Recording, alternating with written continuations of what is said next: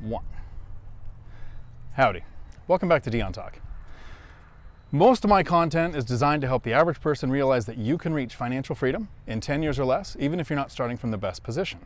There are 3 main ways to do this. A lot of people invest in stocks and use the 4% rule. Some people invest and grow a business and try to grow it to the point where someone else runs the day-to-day. What Millennial Mike and I chose is buy and hold real estate. And something that I see often is real estate agents and lenders and home buyers, not investors, saying you want to invest where the school districts are good.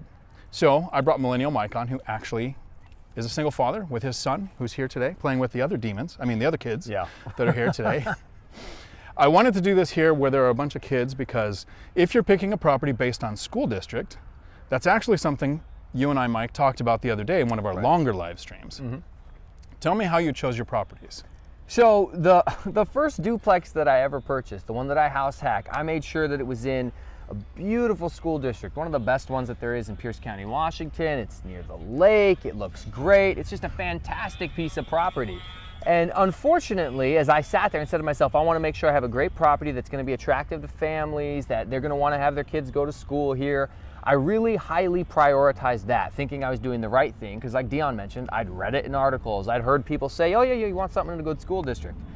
Well, to this date, 4 years later, I've rented the things out to 3 separate tenants, and I have never had anybody in that place who had someone, that was somebody that had kids. There's never been a kid to take advantage of the school district. It was all completely wasted, and I've got only adults living there. So I don't know why I wasted my time. So not only sometimes is investing because you want a good school district maybe not a benefit, I actually think that there's a good reason why it's actually bad to invest in an area with a good school district.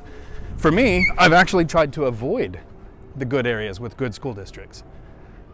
Oh yeah, it's my turn to talk. He's down at the bottom of the slides. Yeah, so, obviously, if you're gonna house hack and you got your own kids, maybe there's an exception because, oh God, maybe you wanna have your kids go to. But if you're not too stressed about your own kids, if you're creating a hierarchy of things that you want to consider when buying rentals, school districts really down near the bottom of that list of hierarchy. There's a lot of things that come before it. Like, for instance, number of bedrooms, number of bathrooms, cost, yield, all of that type of stuff. So if you're familiar with my content, one of the reasons I talk about investing in real estate is because I'm super lazy. And a lot of my strategy is designed around keeping tenant turnover to a minimum. I like to buy side-by-side properties so that I don't have tenants living above or below another. I like to buy properties with a washer dryer in the unit, because if somebody's using a shared laundromat or laundromat, they're waiting for another place to open. So my strategies are designed around limiting tenant turnover.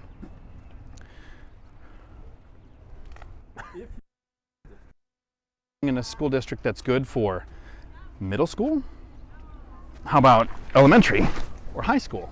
How many years are you going to get from that family that's specifically living because you have a good school district?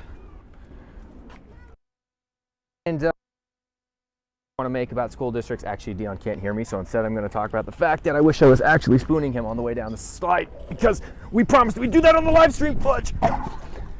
Back to pretending I'm talking about school districts. Yeah. Like Dion mentioned, school districts change, they realign. What's going to happen is when those families who want to keep their kids in the right schools, their kids get older, they age out, the worst thing that can happen to you as a landlord is to have tenant turnover. So, again, I don't prioritize it personally. And here's the last thing that I want to touch on about why I don't like to invest for school districts, and it's the thing that you're benefiting from, Mike. With your rentals and the years that you've invested with buying in the best school district, you haven't benefited from it because you've never had anybody under 25 in one of your units. I don't like damage to my rentals, and almost all of the damage I've ever had to any of my rentals was caused by a kid. I've never had pet damage, even from the family that owns a pig. All of my damage on my rentals has come from kids. Yeah, that's actually a really good point. I've not had any damage on my rental for the duplex that I house hack because I've had exclusively adults renting from me. But in my rentals in Gary, Indiana, of the many that I have, the ones that have families always seem to have surprise things pop up. Oh no, somebody broke one of our windows out. Definitely wasn't us. Definitely wasn't our kids. Absolutely not. No, somebody tried to break into our house. Oh, really? Okay, did you call the police? Well, no, we didn't call the police, but you know. Anyway, so kids do break stuff, and that's fine. You know, you can say no to pets. Unfortunately, you can't say no to human beings. There's age discrimination rules. You can't just say no demons allowed, so you just have to make do with the fact that people have kids. Well, Mike, I want to appreciate you coming out here, risking your life, because you're about 5.5 feet too tall for these devices. I hope that our information helps you when you're choosing your rental to maybe not consider good school district as being the metric that you judge your entire rental portfolio on. If people want to reach out with a question, Mike, how can they find you? Yeah, man, if you just look up Google, YouTube, Instagram, Millennial Mike, I promise my videos, even though they are awkward, they're not as bad as me trying to go down a slide next to a bunch of kids.